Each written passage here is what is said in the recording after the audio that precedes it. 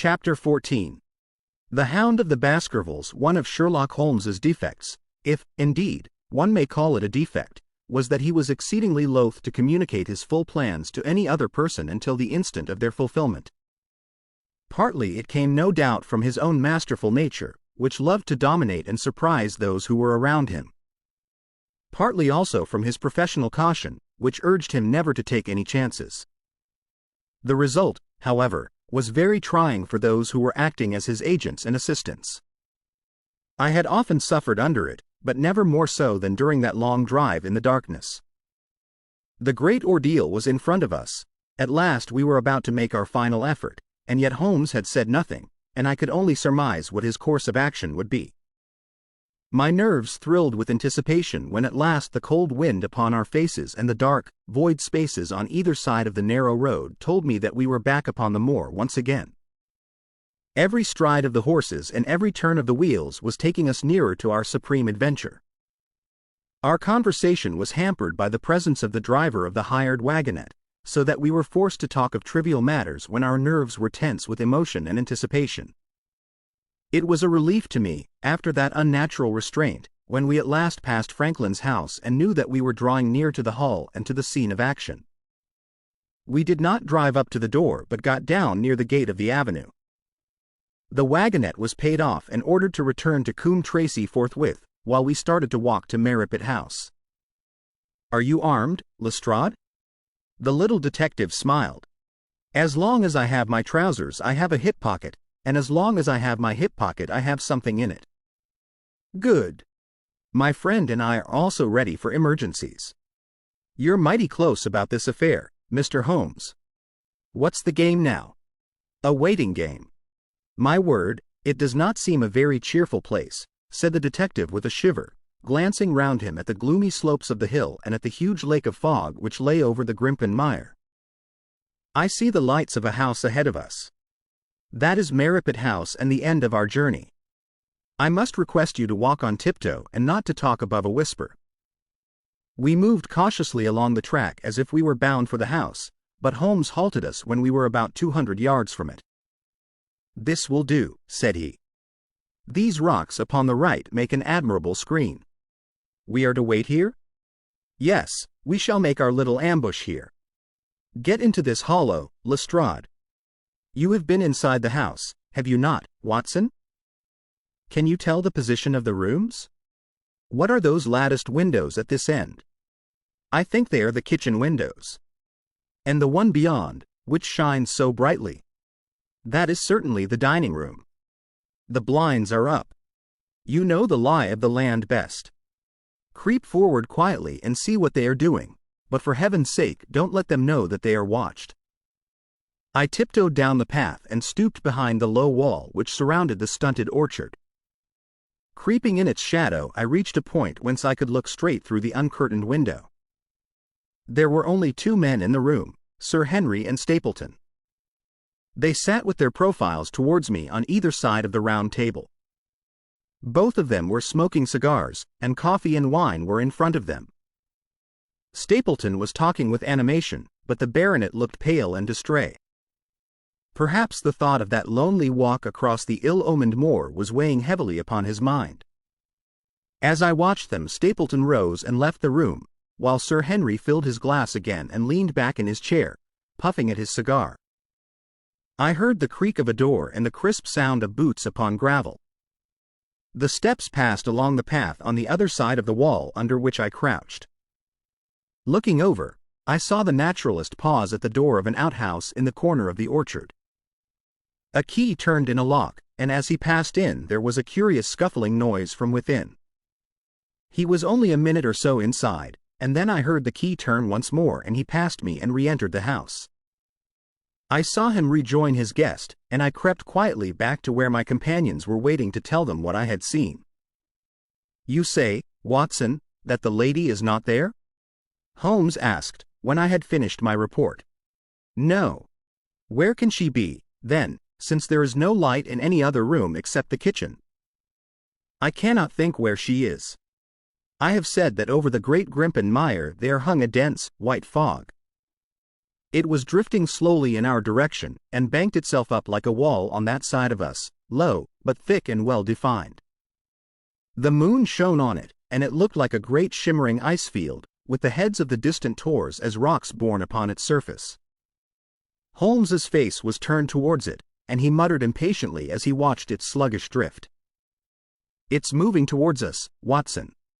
"Is that serious?" "Very serious, indeed, the one thing upon earth which could have disarranged my plans. He can't be very long, now. It is already 10 o'clock. Our success and even his life may depend upon his coming out before the fog is over the path." The night was clear and fine above us. The stars shone cold and bright, while a half-moon bathed the whole scene in a soft, uncertain light. Before us lay the dark bulk of the house, its serrated roof and bristling chimneys hard outlined against the silver-spangled sky. Broad bars of golden light from the lower windows stretched across the orchard and the moor. One of them was suddenly shut off. The servants had left the kitchen. There only remained the lamp in the dining room where the two men, the murderous host and the unconscious guest, still chatted over their cigars. Every minute that white woolly plain which covered one half of the moor was drifting closer and closer to the house. Already the first thin wisps of it were curling across the golden square of the lighted window. The farther wall of the orchard was already invisible, and the trees were standing out of a swirl of white vapor. As we watched it, the fog wreaths came crawling round both corners of the house and rolled slowly into one dense bank, on which the upper floor and the roof floated like a strange ship upon a shadowy sea. Holmes struck his hand passionately upon the rock in front of us and stamped his feet in his impatience. "If he isn't out in a quarter of an hour, the path will be covered. In half an hour we won't be able to see our hands in front of us. Shall we move farther back upon higher ground?" "Yes, I think it would be as well." So as the fog bank flowed onward, we fell back before it until we were half a mile from the house, and still that dense white sea, with the moon silvering its upper edge, swept slowly and inexorably on. "We are going too far," said Holmes. "We dare not take the chance of his being overtaken before he can reach us. At all costs we must hold our ground where we are." He dropped on his knees and clapped his ear to the ground. "Thank God, I think that I hear him coming." A sound of quick steps broke the silence of the moor.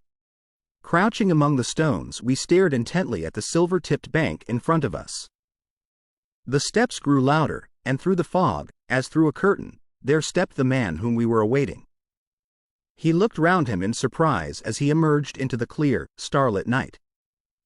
Then he came swiftly along the path, passed close to where we lay, and went on up the long slope behind us. As he walked, he glanced continually over either shoulder, like a man who is ill at ease. "Hist!"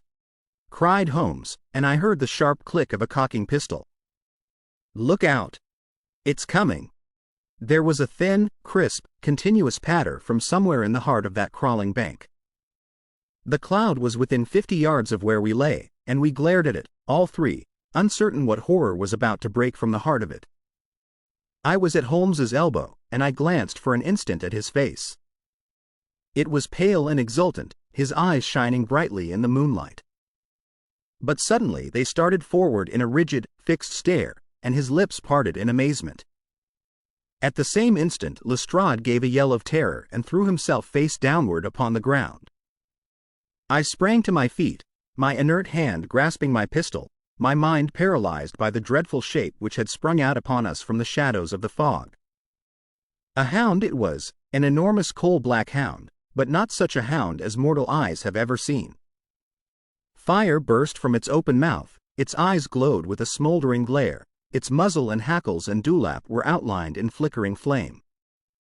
Never in the delirious dream of a disordered brain could anything more savage, more appalling, more hellish be conceived than that dark form and savage face which broke upon us out of the wall of fog. With long bounds the huge black creature was leaping down the track, following hard upon the footsteps of our friend. So paralyzed were we by the apparition that we allowed him to pass before we had recovered our nerve. Then Holmes and I both fired together, and the creature gave a hideous howl, which showed that one at least had hit him. He did not pause, however, but bounded onward. Far away on the path we saw Sir Henry looking back, his face white in the moonlight, his hands raised in horror, glaring helplessly at the frightful thing which was hunting him down. But that cry of pain from the hound had blown all our fears to the winds. If he was vulnerable, he was mortal, and if we could wound him, we could kill him. Never have I seen a man run as Holmes ran that night. I am reckoned fleet of foot, but he outpaced me as much as I outpaced the little professional. In front of us as we flew up the track we heard scream after scream from Sir Henry and the deep roar of the hound. I was in time to see the beast spring upon its victim, hurl him to the ground, and worry at his throat. But the next instant Holmes had emptied 5 barrels of his revolver into the creature's flank. With a last howl of agony and a vicious snap in the air, it rolled upon its back, 4 feet pawing furiously, and then fell limp upon its side. I stooped, panting, and pressed my pistol to the dreadful, shimmering head, but it was useless to press the trigger. The giant hound was dead. Sir Henry lay insensible where he had fallen. We tore away his collar, and Holmes breathed a prayer of gratitude when we saw that there was no sign of a wound and that the rescue had been in time. Already our friend's eyelids shivered and he made a feeble effort to move. Lestrade thrust his brandy flask between the baronet's teeth, and 2 frightened eyes were looking up at us. "My God!" he whispered. "What was it? What, in heaven's name, was it?" "It's dead, whatever it is," said Holmes. "We've laid the family ghost once and forever." In mere size and strength it was a terrible creature which was lying stretched before us. It was not a pure bloodhound and it was not a pure mastiff, but it appeared to be a combination of the two, gaunt, savage, and as large as a small lioness. Even now, in the stillness of death, the huge jaws seemed to be dripping with a bluish flame and the small, deep-set, cruel eyes were ringed with fire. I placed my hand upon the glowing muzzle, and as I held them up my own fingers smoldered and gleamed in the darkness. "Phosphorus," I said. "A cunning preparation of it," said Holmes, sniffing at the dead animal. "There is no smell which might have interfered with his power of scent. We owe you a deep apology, Sir Henry, for having exposed you to this fright. I was prepared for a hound, but not for such a creature as this. And the fog gave us little time to receive him.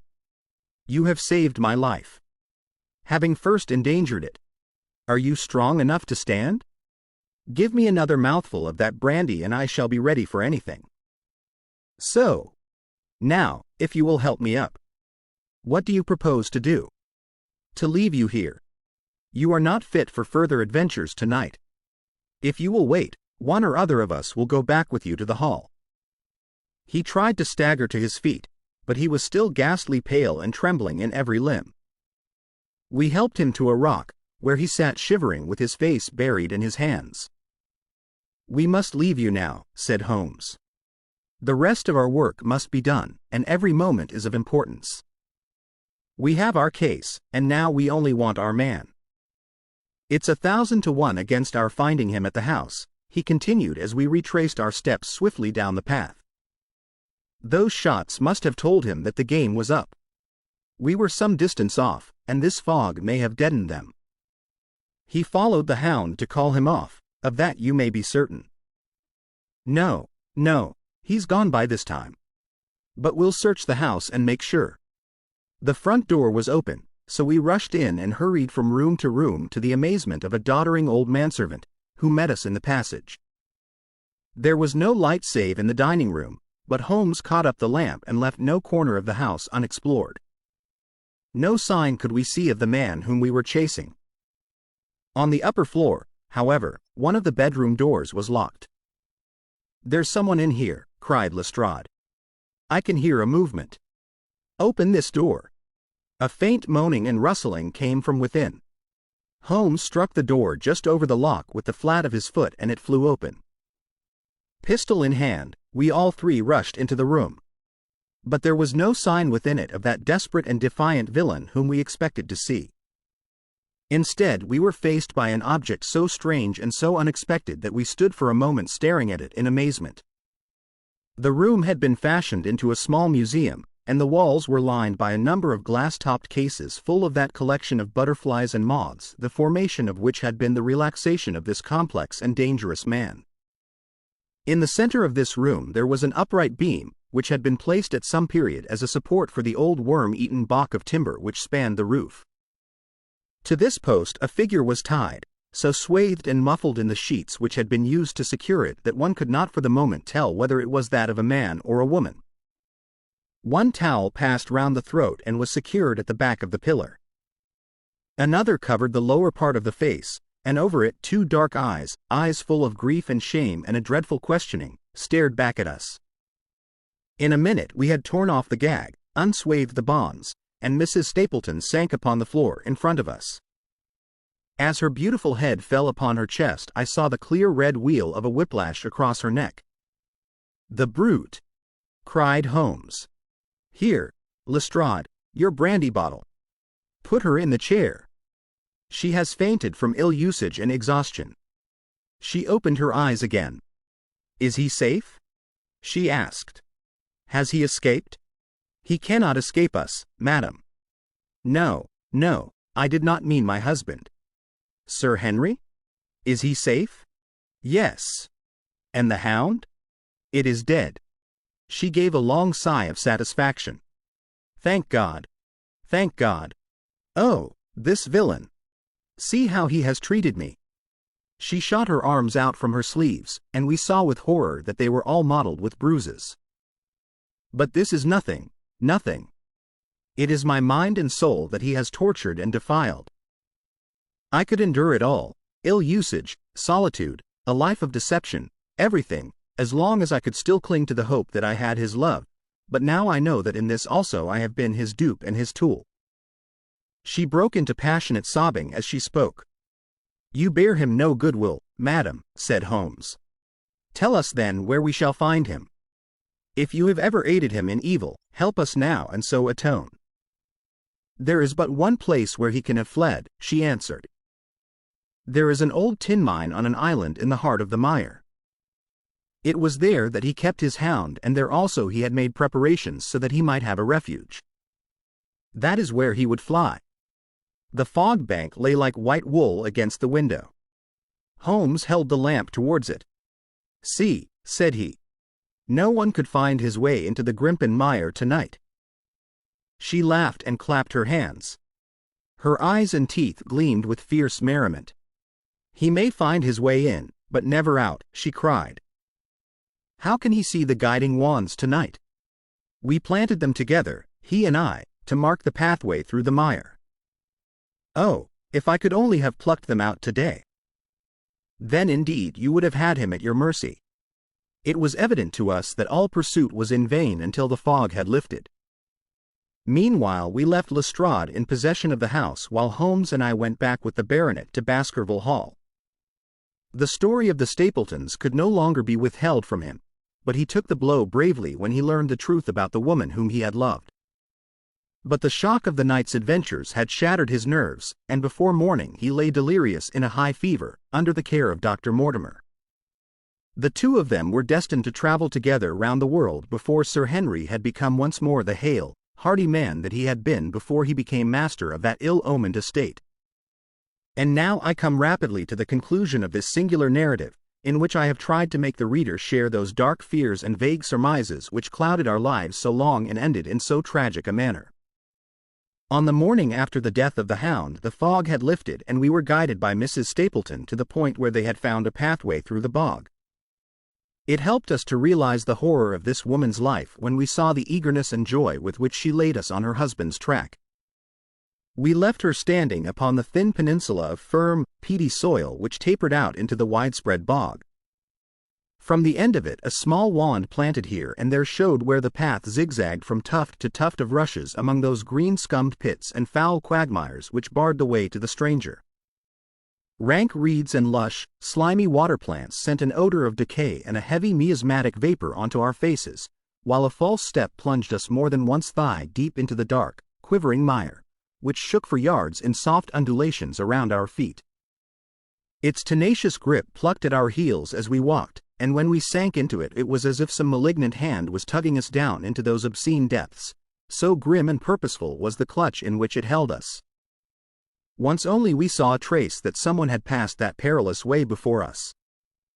From amid a tuft of cotton grass which bore it up out of the slime, some dark thing was projecting. Holmes sank to his waist as he stepped from the path to seize it, and had we not been there to drag him out, he could never have set his foot upon firm land again. He held an old black boot in the air. Myers, Toronto, was printed on the leather inside. "It is worth a mud bath," said he. "It is our friend Sir Henry's missing boot. Thrown there by Stapleton in his flight." "Exactly. He retained it in his hand after using it to set the hound upon the track. He fled when he knew the game was up, still clutching it. And he hurled it away at this point of his flight. We know at least that he came so far in safety. But more than that we were never destined to know, though there was much which we might surmise.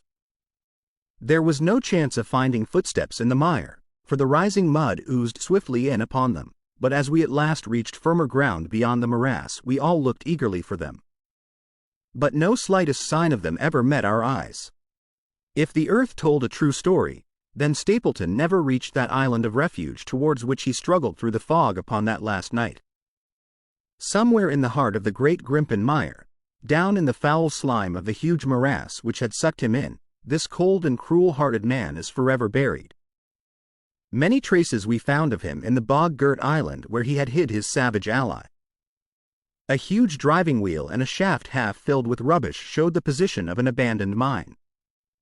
Beside it were the crumbling remains of the cottages of the miners, driven away no doubt by the foul reek of the surrounding swamp. In one of these a staple and chain with a quantity of gnawed bones showed where the animal had been confined.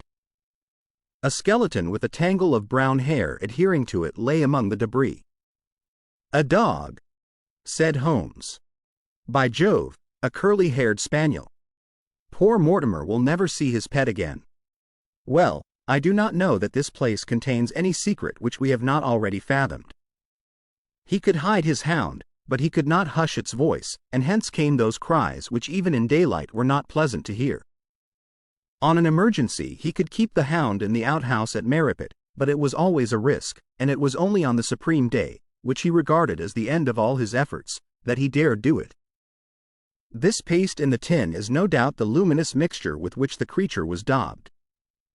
It was suggested, of course, by the story of the family hellhound, and by the desire to frighten old Sir Charles to death.